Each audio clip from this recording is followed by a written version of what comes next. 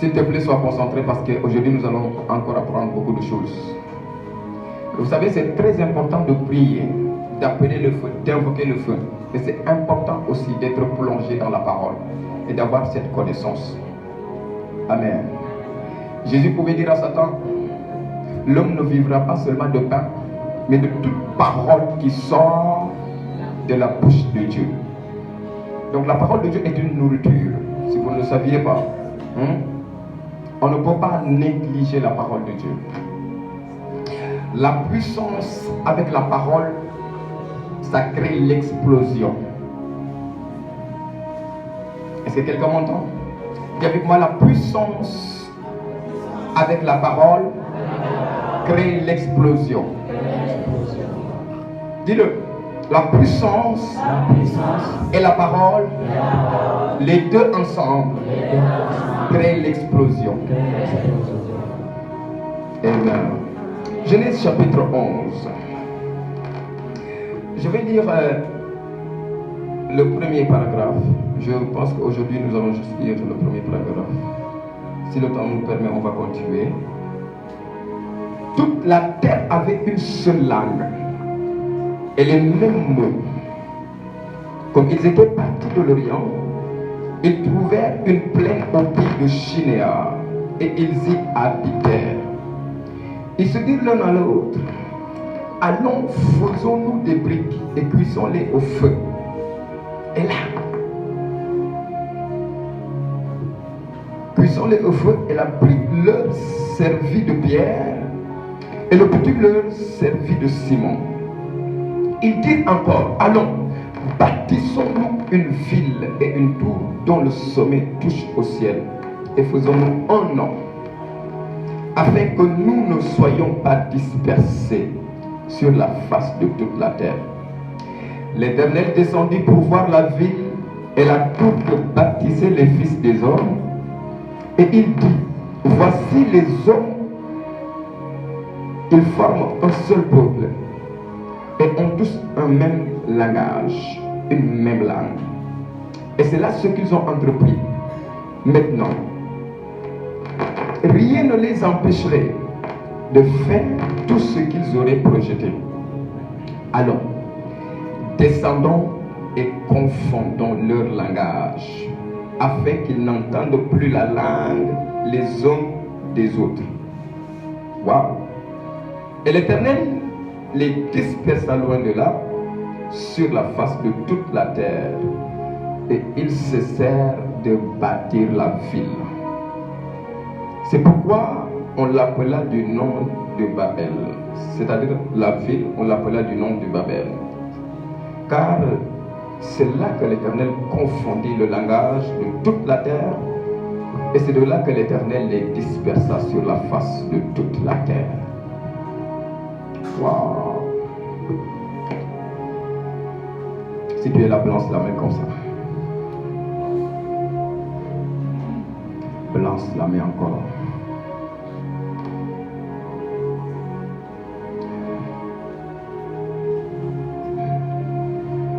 Toi, tu parles quelle langue? Oui. Ta langue maternelle, c'est le Wolof. C'est rare. Est-ce qu'il y a des vrais Wolof? Oui, il y en a, c'est vrai. Mais ils sont rares. Toi, à côté, tu parles quelle langue? Hein? Peul. Demande à celle qui est à côté de toi, est-ce qu'elle comprend Peul? Lac ou Paul? Lac. Il ne faut pas que je parle Wolof ici.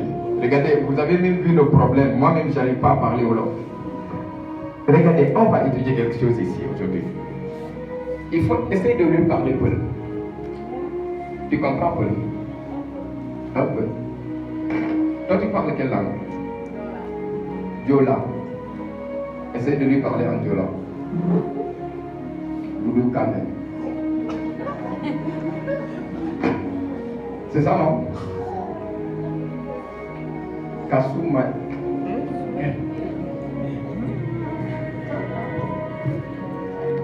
La Bible dit, après le déluge, il restait une seule famille sur la terre. Et tous les hommes qui étaient en bas sur la terre venaient d'une seule famille.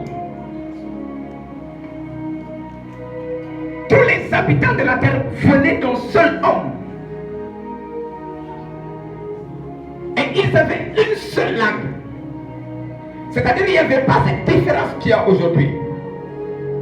Aujourd'hui, dans la salle, si on arrive à se parler, c'est parce que tout le monde ici comprend français. Ou tout le monde comprend wolof. Mais si tu arrives quelque part dans des endroits au Sénégal, tu arrives avec ta langue maternelle et avec ton wolof, même avec ton français, tu ne vas pas te comprendre avec les autres. Parce qu'il y a des gens qui ne parlent pas wolof, ils ne parlent pas français, ils parlent que leur langue maternelle. Maintenant tu arrives là-bas avec tout ce que tu as, vous n'allez pas communiquer. Mais regardez, au commencement, même après le déluge, la Bible dit, il y avait une seule langue. Tout le peuple, ils avaient un seul langage. Et ils habitaient ensemble. Cela ne dérangeait pas Dieu. Écoutez-moi bien. Le fait que le peuple avait une seule langue ne dérangeait pas Dieu. Le fait qu'ils habitaient ensemble en paix ne dérangeait pas Dieu. Mais un jour, ces hommes qui étaient ensemble et qui avaient un seul langage, ils avaient un projet. Ils ont décidé de bâtir quelque chose. Est-ce que c'est mauvais d'avoir des rêves? Répondez-moi, est-ce que c'est mauvais d'avoir des rêves? Non. Est-ce que c'est mauvais d'avoir des projets? Non. Est-ce que c'est mauvais de décider de bâtir? Non. Tout le monde rêve de bâtir quelque chose, n'est-ce pas? Tout le monde a des projets, n'est-ce pas? Tout le monde veut implanter, bâtir. Et tout le monde a des entreprises. C'est quoi le problème? Les hommes ont décidé de bâtir. Ils ont décidé de construire quelque chose. Et ils ont dit, puisque nous sommes un seul peuple, et nous avons une même langue, nous allons nous bâtir une ville.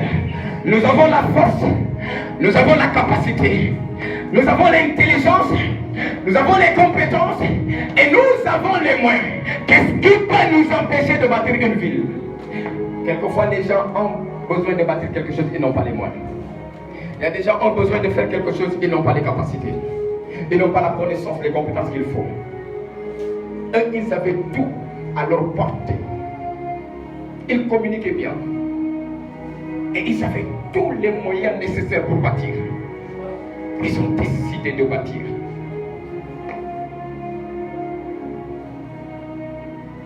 Et ils ont dit, nous allons nous bâtir une ville. Pas seulement une ville, mais une tour forte.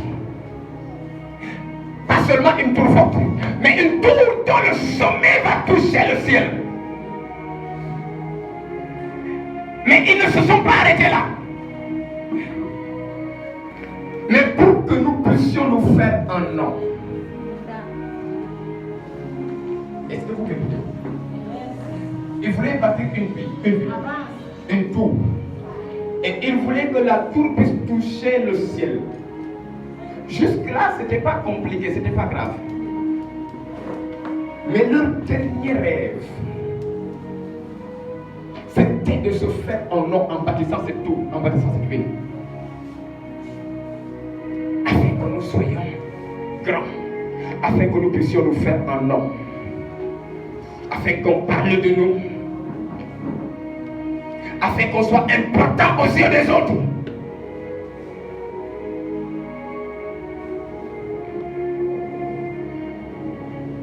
Et la Bible dit, Dieu est descendu. Hey! Le projet n'était pas petit. Un projet qui a déplacé Dieu depuis le ciel. Il vient observer. Il visite la terre pour voir ce qui se passe. Ce n'était pas quelque chose de petit. Dieu est descendu pour voir ce qui se passait. Et Dieu est venu. Il a vu qu'ils avaient les briques. Ils avaient le ciment. Ils avaient le personnel. Ils avaient la même langue. Ils avaient les compétences. Il y avait des architectes. Il y avait des maçons. Il y avait des entrepreneurs. Et tout le corps était complet. Et ils ont fait quoi? Ils ont décidé de bâtir. Dieu dit, waouh. C'est pas mauvais de bâtir. C'est pas mauvais d'avoir des rêves. Mais le problème, c'est que dans tout ce qu'ils veulent faire là, moi, Dieu, je ne serai pas vu. Parce qu'ils ont décidé de bâtir pour se faire un nom. Ils ont dit qu'ils veulent bâtir une tour dont le sommet va toucher le ciel afin qu'eux-mêmes ils soient vus. Pas pour que moi Dieu je sois vu, pas pour que moi Dieu je sois honoré, pas pour que moi Dieu je sois élevé, pas pour que moi Dieu je sois célébré, mais pour que là il soit vu, pour que là il puisse avoir un grand nom. Pas pour que mon nom soit grand sur toute la terre, mais pour que là il soit célébré. Je dis il y a un problème. C'est là il y a un problème. Parce que moi je ne partage pas ma gloire. Je ne partage pas ma gloire. Écoutez-moi vous parler. Tu as des projets.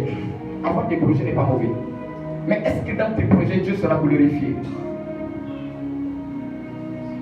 Tu veux bâtir, ce n'est pas mauvais. Mais est-ce qu'en bâtissant, Dieu sera élevé? Tu veux implanter une entreprise, ce n'est pas mauvais. Mais est-ce qu'en implantant cette entreprise, le nom de Dieu sera glorifié? Est-ce que Dieu sera honoré? Ou bien tu bâtis cette entreprise pour te faire ton nom? Ou bien ces projets, c'est pour que tu deviennes grand.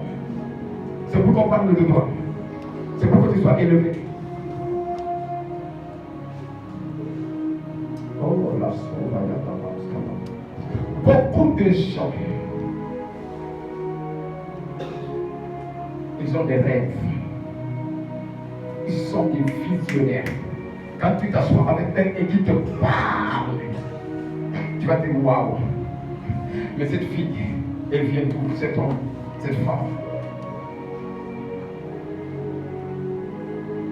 Il a des rêves extraordinaires. Il voit tellement loin, il voit tellement grand. Et tu creuses encore, tu creuses. Et tu te rends compte que tous ces rêves-là, c'est pour se faire un nom. Laissez-moi vous dire qu'une telle personne ne peut pas recevoir le soutien de Dieu. Beaucoup de gens ont des rêves, ils n'ont pas le soutien de Dieu parce que leur rêve ne glorifie pas Dieu. Beaucoup de gens ont des visions, leurs visions ils ne reçoivent pas le soutien de Dieu parce que leur vision ne glorifie pas Dieu. Beaucoup de gens sont en train de bâtir et ils ne reçoivent aucun soutien venant de Dieu parce qu'ils ne sont pas en train de bâtir quelque chose qui va glorifier Dieu. Écoutez-moi bien. J'aimerais vous dire ceci. Toutes les fois qu'un homme décide de bâtir, de construire quelque chose, pour honorer le ciel, pour glorifier Dieu, il n'y a pas un démon, il n'y a pas un sorcier, il n'y a pas un ennemi qui peut l'arrêter. À partir du moment où ton projet est pour la gloire de Dieu, à partir du moment où ce que tu es en train de bâtir est pour la gloire de Dieu, laisse-moi te dire qu'ils vont souffler, les vents vont souffler, les tempêtes vont souffler, les ennemis vont se lever, les sorciers vont se lever, ils vont se lever, ils ne pourront pas t'arrêter. Parce que Dieu trouve sa gloire dans ce que tu bâtis. Parce que Dieu sait qu'il sera honoré dans ce que tu fais. Dieu sait qu'il sera glorifié dans ce que tu fais. Dieu sait que s'il te soutient, s'il te prête sa main, c'est son nom qui sera honoré. Mais Dieu ne va pas mettre sa main dans quelque chose qui ne glorifie pas son nom. Dieu ne va pas mettre sa main dans quelque chose qui ne va pas faire sa gloire. Dieu ne va pas mettre sa main dans tes projets, dans tes entreprises. Et puis c'est toi qui es honoré, et puis c'est toi qui es élevé, et puis c'est toi qui es glorifié. Est-ce que quelqu'un m'entend ici? Tu veux que Dieu te soutienne, tu veux qu'il t'assiste, tu veux qu'il t'accompagne. Mais est-ce que Dieu a sa part dedans? Hey! Dieu ne travaille pas là où il ne trouve pas ses intérêts.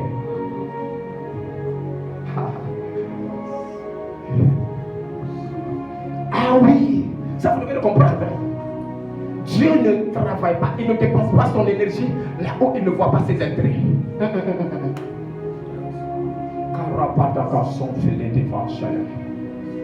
Lorsque tu veux réussir cette entreprise, dis Seigneur, si cette entreprise, je la réussis, ton nom sera glorifié. Seigneur, si tu m'aides à développer ce commerce, oh Dieu, tu auras ta part dedans. Seigneur, si tu m'aides à bâtir, toi, ton nom sera élevé. Ce ne sera pas pour moi, mais ce sera pour toi. Même si Dieu ne mange pas d'argent, mais quand même que son nom soit honoré dans ton affaire. Est-ce que quelqu'un m'entend?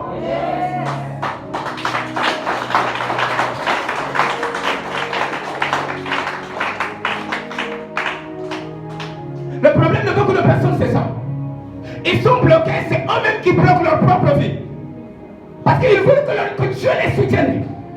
Mais ils ne veulent pas que Dieu apparaisse dans leur histoire. C'est-à-dire le nom de Dieu n'apparaît même pas. Ils vont partir, ils vont terminer. Le nom de Dieu ne sera même pas célébré. Mais et tu veux que Dieu te soutienne? Où est le nom de Dieu? Où est la place de Dieu dans ce que tu fais? Où est la place de Dieu dans tes projets? Où est la place de Dieu dans tes entreprises? Où est la place de Dieu? Est-ce que Dieu a sa place dans ce que tu veux bâtir?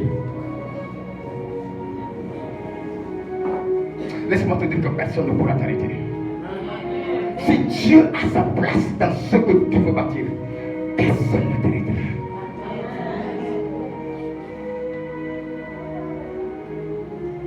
Écoutez-moi bien. Ces hommes que vous voyez là, ils allaient bâtir, si Dieu les avait laissés, ils allaient réussir ce qu'ils avaient dit. Bâtir une tour dont le sommet allait toucher le ciel. Pourquoi? Ils avaient commencé à bâtir. Pourquoi ils avaient commencé à bâtir? Parce que lorsque nous lisons dans le chapitre 11, que nous avons lu le mercredi passé, on va voir que Nimrod, cet homme-là qui a fait la différence dans sa génération, Nimrod était le roi de Babel. Il a régné sur Babel. Si Babel n'existait pas, est-ce qu'il allait régner sur Babel? C'est parce que Babel existait. Et Babel, c'est cette tour-là. Cela veut dire qu'ils ont commencé à travailler. Et ils ont réussi à bâtir quelque chose. Mais ils n'avaient pas encore achevé, accompli leur vision, le rêve de toucher le ciel. C'est là où Dieu est descendu. Est-ce que quelqu'un me reçoit? C'est là où Dieu descend. Donc si Dieu n'était pas descendu pour les empêcher de continuer, pourquoi Dieu est descendu pour les empêcher de continuer? Parce qu'ils ont oublié que c'est Dieu qui les a créés. Ils ont oublié que c'était le Créateur. Ils ont oublié que la première personne qui devait être élevée dans leur affaire, c'était Dieu. Ils ont enlevé ils ont pris la place de Dieu et ils ont mis leur nom, leur propre nom dedans. Quelqu'un m'entend?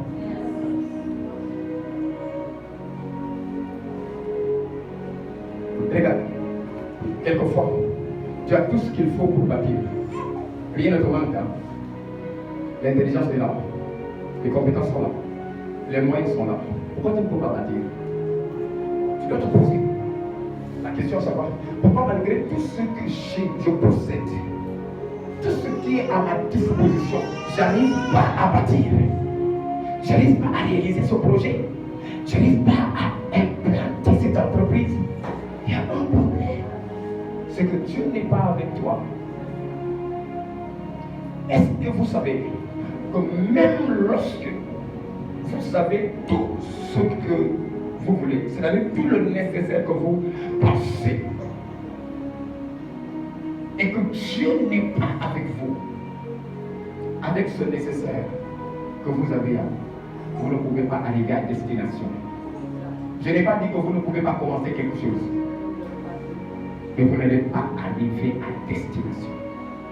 C'est Dieu qui va t'aider à arriver à destination.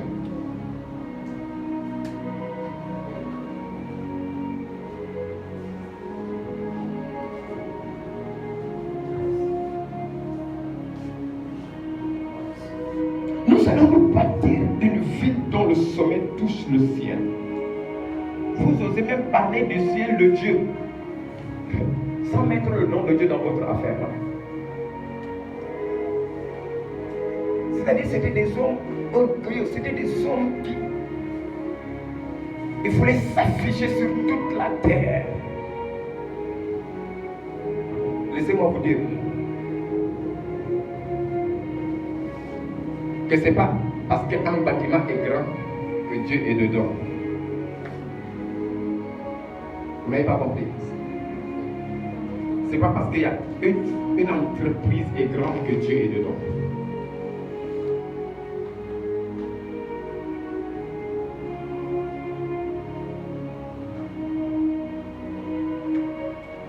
C'est pas forcément parce que tu es visionnaire que Dieu est avec toi.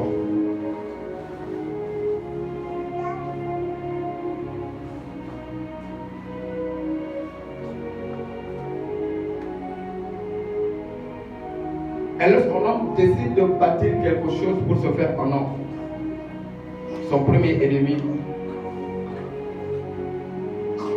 sera qui? Lorsque tu décides de bâtir quelque chose pour te faire un homme, à toi seul, et que Dieu n'a pas sa part dedans, ton premier ennemi sera Dieu. Celui qui te combattra le premier sera Dieu.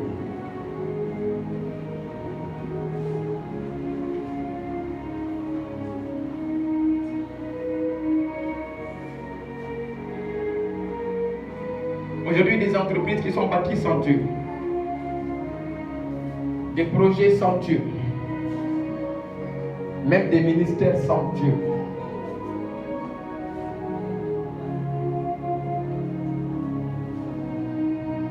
Si Dieu n'est pas dedans, si tu ne l'as pas impliqué, il se tiendra sur ton chemin. Il arrêtera le travail.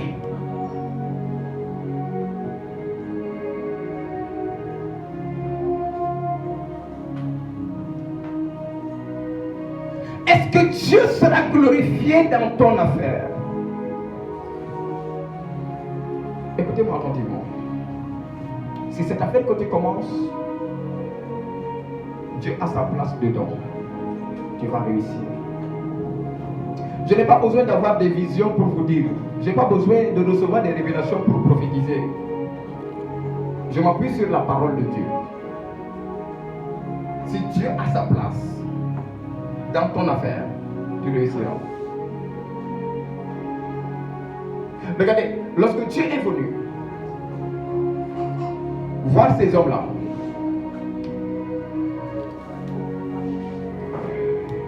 il ne les a pas empêchés de faire des briques. Il n'a pas pris leur intelligence. Il ne les a pas ravi leurs compétences. Il n'a pas arraché le ciment qu'ils avaient entre les mains.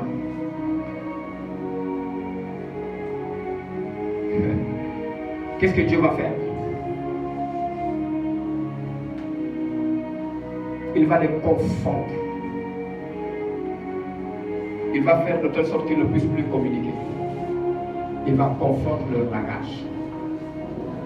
C'est à partir de ce moment que l'autre a commencé à parler Peul et l'autre a commencé à parler Diola.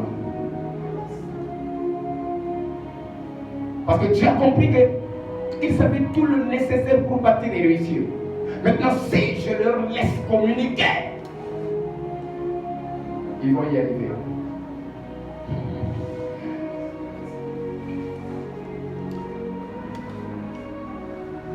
Dieu a mélangé leur langage, il les a confondus. Quand l'autre se met à parler à l'autre, il ne peut plus comprendre. Il répond dans sa propre langue, il ne reçoit pas. Il va, il laisse l'autre, il va ici, il s'adresse à elle, il ne comprend pas. Il lui parle en retour, il ne comprend rien. Il va encore ici, et les problèmes vont commencer. Ils disent avec ça, on ne peut pas avancer. Quand quelqu'un donne-moi la peine, il se lève la brique pour venir. Je ne t'ai pas demandé une brique, je t'ai demandé la peine. Parce qu'ils ne se comprennent plus. Même moi, l'homme ici, viens, verse l'eau ici, il prend le sable et il verse. Hey! Quand ils sont fatigués, ils ont dit, écoutez, on va laisser tomber. Et chacun est parti de son côté, avec ça avec qui il peut communiquer. Pourquoi Dieu a fait ça? Dieu voulait arrêter l'entreprise parce que son nom n'était pas glorifié.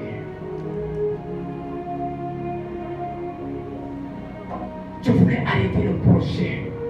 Parce que le projet n'élevait pas son nom.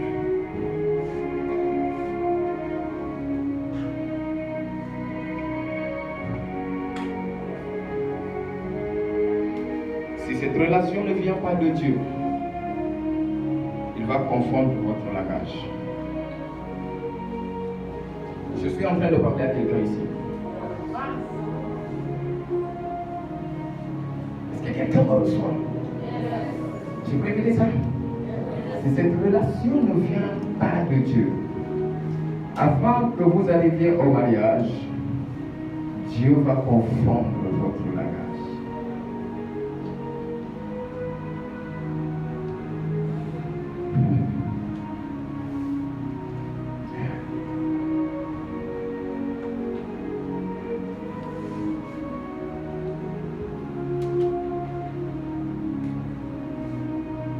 Tu es en train de projeter, de commencer une entreprise avec des gens.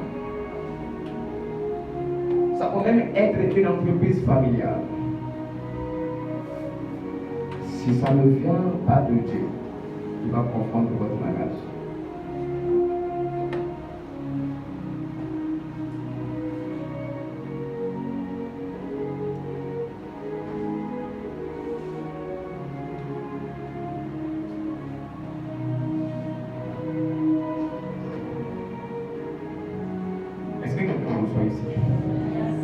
Quelquefois, Dieu confond ton langage avec ce groupe de personnes avec qui tu as commencé ce projet, avec qui tu veux établir cette entreprise, parce qu'il veut te sauver.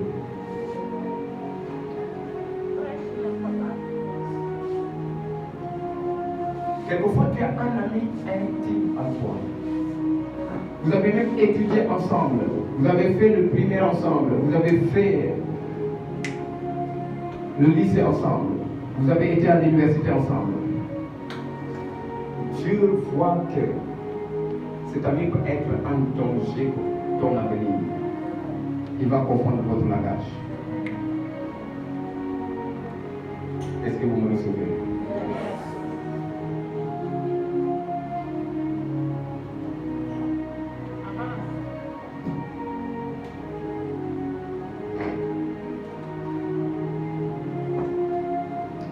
Quelquefois, Dieu confond notre langage, pas seulement pour tirer sa gloire, mais quelquefois pour nous sauver de quelque chose. Quelqu'un me le voit ici.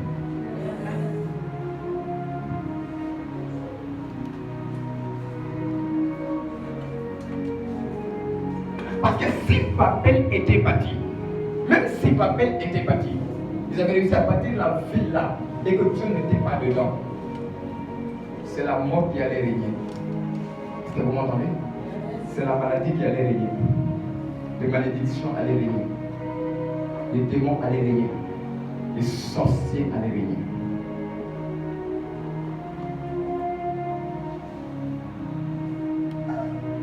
C'est pourquoi Dieu a arrêté le travail, non seulement parce que le travail ne glorifiait pas son nom, mais il voulait aussi leur sauver la vie.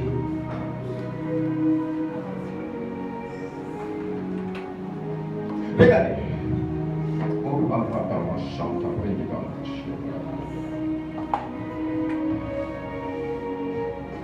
Je vais aller maintenant dans l'autre sens. Lorsque vous êtes en train de bâtir une entreprise qui vient de Dieu, ce n'est pas Dieu qui vous combattra. Vous m'entendez? Mais les démons vous combattront. Écoutez attentivement. C'est cette partie que vous devez même écouter. S'il vous plaît. Lorsque vous êtes en train de bâtir, et Dieu sait que vous êtes ensemble, et Dieu sait qu'il a son nom dans cette affaire, Dieu sera avec vous. Mais il y a un ennemi qui sera contre vous. C'est qui? Satan. Lorsque vous commencez un projet qui glorifie le nom de Dieu, c'est pas parce que le projet glorifie le nom de Dieu qu'il ne sera pas combattu. Ah. Vous devez comprendre ça. C'est pas parce que cette entreprise glorifie Dieu qu'il ne sera pas combattu. C'est pas parce que cette relation vient de Dieu qu'elle ne sera pas combattue. Est-ce que tu m'entends? C'est pas parce que cette amitié vient de Dieu qu'elle ne sera pas combattue. Oh, est-ce que vous m'entendez ce soir? Laissez-moi vous dire ceci. Laissez-moi vous dire ceci. Il y a des entreprises qui viennent de Dieu, mais qui sont très combattues. Il y a des projets qui viennent de Dieu, mais qui sont très combattus. Il y a des amitiés qui viennent de Dieu, mais qui sont très combattues. Vous devez comprendre, parce que je dois équilibrer mon message. C'est pas parce que cette relation est combattue qu'elle ne vient pas de Dieu. Ah. Est-ce que quelqu'un m'entend? Pour que l'esprit t'aide à comprendre ce que je suis en train de dire. C'est pas parce que cette relation est combattue qu'elle ne vient pas de Dieu. C'est pas parce que ce projet est difficile, tu t'efforces, tu bâtis en casque, que Dieu n'est pas dedans. Mais il y a un ennemi qui ne veut pas que tu réussisses. Il y a un démon, il y a un sorcier, il y a une entité qui s'est levée et qui a dit: je ne le laisserai pas réussir cette entreprise. Je ne le laisserai pas avancer dans cette relation. Je ne les laisserai pas faire ce projet. Je ne les laisserai pas prospérer. Si ce projet réussit, ils prospéreront. Si cette entreprise réussit, ils seront bénis, ils seront élevés. Vous savez quoi?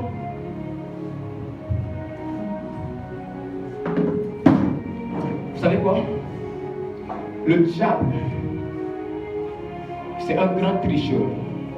Dis-le avec moi. Est-ce qu'il y avait des élèves tricheurs ici? C'est-à-dire que vous êtes en train de faire votre examen.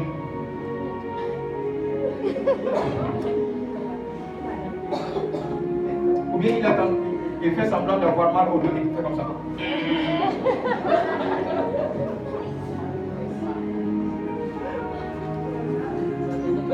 Il y a des gens qui étaient très efficaces dans la tricherie.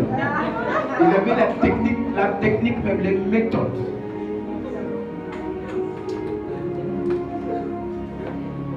Le diable est le plus grand tricheur du monde. Vous savez quoi? Toutes les méthodes que Dieu a utilisées et qui ont marché, Satan copie. Vous devez écouter ça. Regarde. Le diable, pendant que Dieu était là, il cherche à arrêter le travail parce qu'il ne glorifiait pas son nom. Satan était là et il observait. Il dit: waouh. Satan était content, non? Satan était content qu'ils étaient en train de bâtir cette ville pour leur propre nom. Et Satan les encourageait. Parce qu'il n'y avait pas le nom de Dieu dans la ville. Satan les encourageait. Et Satan sait que si la ville finit, il va régner. Il les encourageait. Et puis immédiatement, le roi de gloire, le Seigneur des seigneurs est descendu. Et il a commencé à souffler en vent.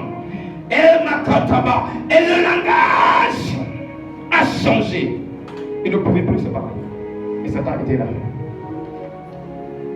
Il écoute l'autre, il parle peu. Il court écouter l'autre, il parle violent. Il court écouter l'autre, il parle sévère. Et puis,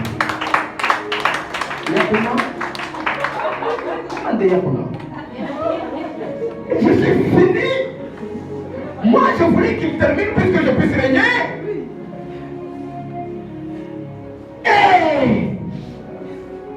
Et le diable a porté les mains sur la tête. Il dit: c'est pas possible.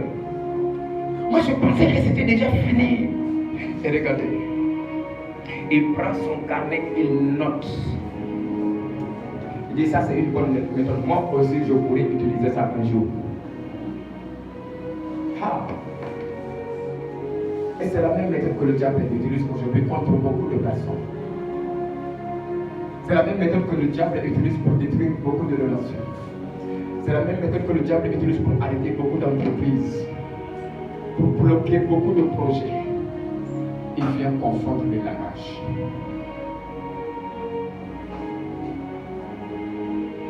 Quelquefois vous êtes ensemble, vous projetez de faire quelque chose, et à un certain moment, vous ne pouvez plus communiquer, vous n'avez plus le même langage. Quelquefois ça ne vient pas de Dieu, ça vient de Satan. C'est Satan qui est venu vous déranger, vous mélanger, parce qu'il sait que ce projet que vous avez il n'a pas sa gloire dedans. Quand Satan sait que lui, il n'a pas sa gloire dans une affaire, il va combattre farouchement. Est-ce que vous m'écoutez?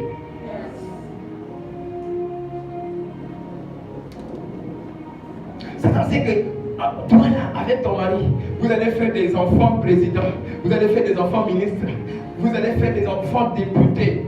Et il va combattre. Il va combattre farouchement. Il va venir mélanger votre langage. Quand ton mari parle comme ça, tu parles comme ça. Il fait mélanger. Juste pour détruire ce que vous êtes en train de bâtir.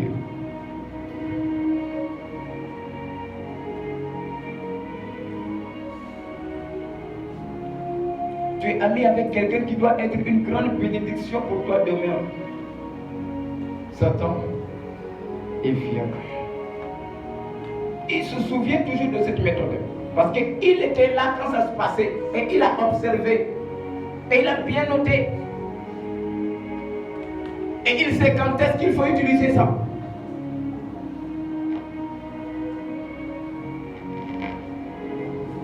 Je prie au nom de Jésus que tout démon qui est venu te diviser, te séparer des personnes de ta destinée, des hommes de ta destinée, des femmes de ta destinée, soit lié et envoyé dans le feu au nom de Jésus. Que tout mauvais esprit qui s'est levé pour te séparer des hommes de ta destinée, des femmes de ta destinée, reçoive le feu au nom de Jésus.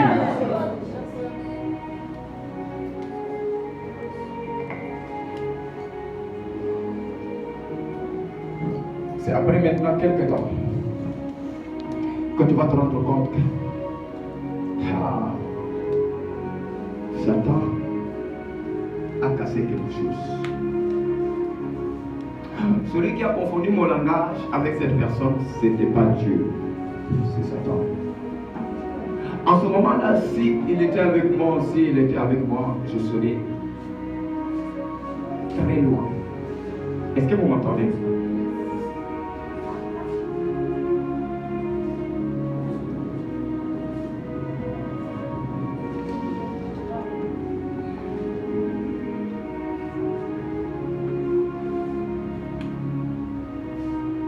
Quand l'église a commencé à naître, Jésus était déjà monté au ciel. Et les disciples ont commencé à prêcher partout. Et ils sont allés jusqu'en Asie mineure. Et il y avait une église qui était à Corinthe. Cette église, elle était tellement précieuse aux yeux de Dieu qu'elle était beaucoup combattue. Lorsque vous voyez un homme, une femme qui est beaucoup combattu, c'est qu'il porte beaucoup de choses sur lui. Il porte quelque chose de Dieu. Quand vous voyez des gens qui souffrent, qui sont tellement combattus, Satan ne les laisse pas respirer. Il porte quelque chose de grand.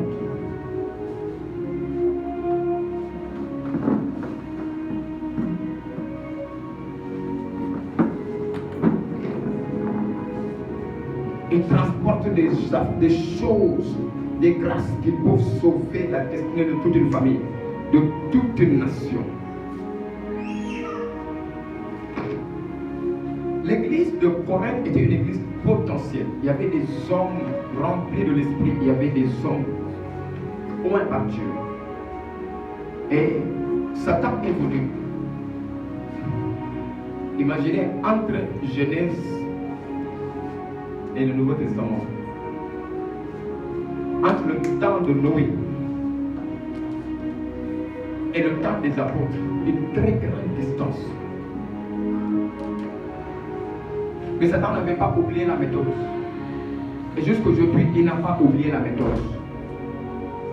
Qu'est-ce qu'il a fait? Il est venu dans l'église, il a commencé à diviser. Il a commencé à semer des partis. Et les gens ont commencé à dire, nous sommes de Paul. Les autres ont commencé à dire, nous sommes d'Apollos. Les autres ont commencé à dire, nous sommes de Céphas. Parce qu'il a changé le langage des uns et des autres. Et ils n'ont plus le même langage. Et il a commencé à avoir des parties dans l'église. Parce que le langage n'était plus le même.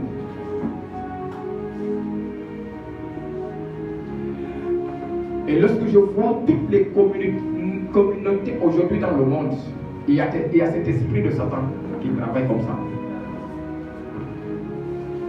Ce n'est pas seulement même dans le christianisme. Dans toutes les religions, il y a cet esprit qui travaille comme ça. C'est-à-dire qu'il y a toujours des partis. Des partis.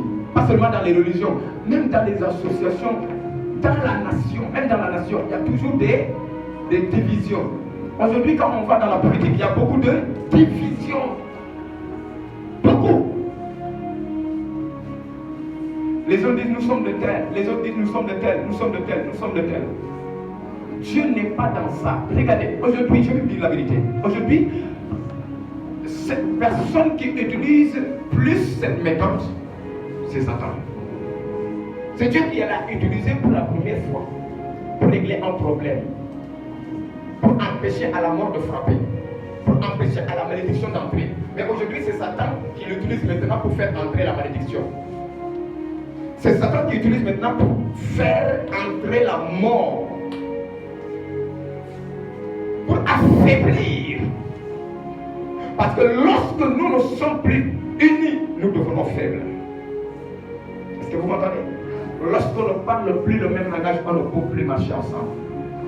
Et quand toi tu vas de ton côté, lui il va de son côté, toi qui deviens faible, elle devient faible. Ce n'est pas l'Esprit de Dieu qui travaille comme ça. Aujourd'hui, même l'Église a du mal à travailler ensemble parce qu'on a formé des groupes, et des groupes, et des groupes, et des groupes, et des groupes, et on a donné des noms à ces groupes-là. Et c'est difficile même de se mélanger actuellement. Ça, c'est pas le travail de Dieu.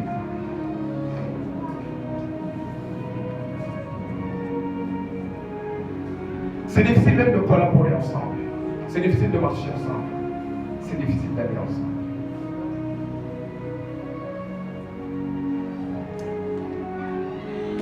Et pourtant nous faisons une œuvre divine. Parce que le travail que nous faisons vient de Dieu. Donc s'il y a quelqu'un qui vient confondre le langage, ce n'est pas Dieu. Dieu ne va pas confondre le langage des hommes et des femmes qui sont réunis pour sa cause, pour sa gloire. C'est le diable qui fait ce travail.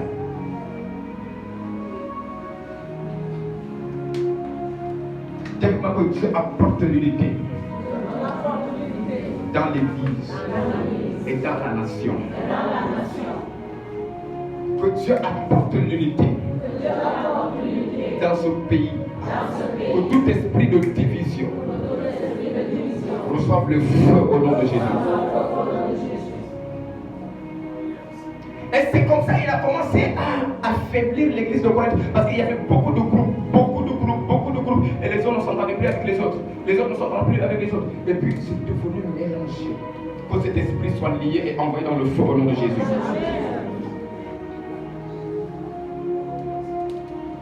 S'il y a quelqu'un qui vient créer des soucis avec quelqu'un avec qui tu t'entends bien, et tu sais que cette personne, nos destinées sont liées, on doit aller très loin. Ce n'est pas Dieu, c'est Satan. S'il y a quelqu'un qui vient pour vous confondre, ce n'est pas Dieu.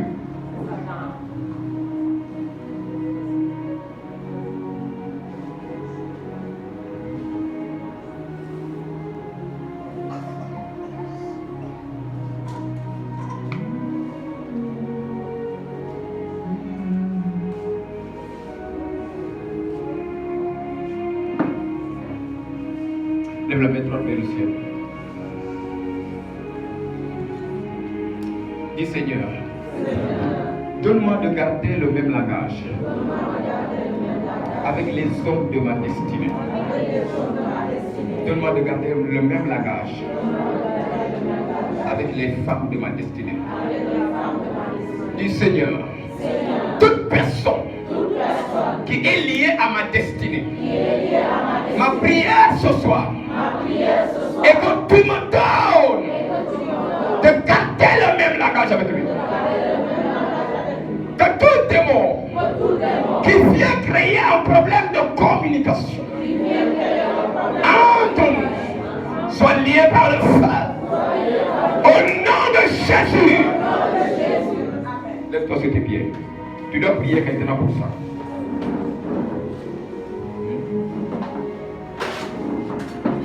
Parce que lorsque tu es en train de partir avec quelqu'un et que le diable vient créer un problème de compréhension, il vient créer un problème de communication,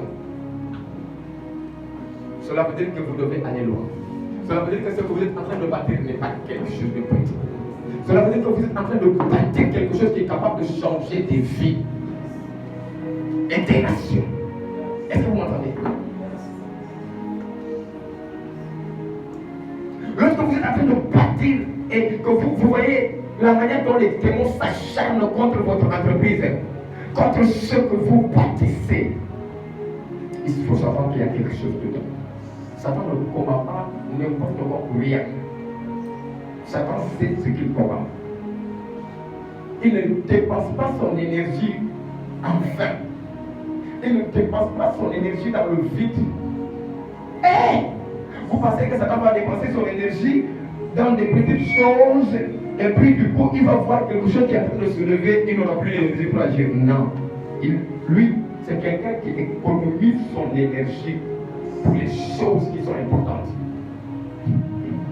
Aïe, aïe, aïe, aïe, aïe, aïe, aïe, aïe, aïe. Et quand il se lève pour aller en guerre, il ne se lève pas petit. C'est-à-dire qu'il est accompagné de force. Que toutes les puissances des ténèbres qui sont envoyées pour arrêter cette entreprise, que le feu soit libéré au nom de Jésus. Amen. On va faire ces deux prières. La première prière que tu vas faire, tu vas dire Seigneur, je veux que ton nom soit glorifié dans tout ce que je fais. Et je veux que tu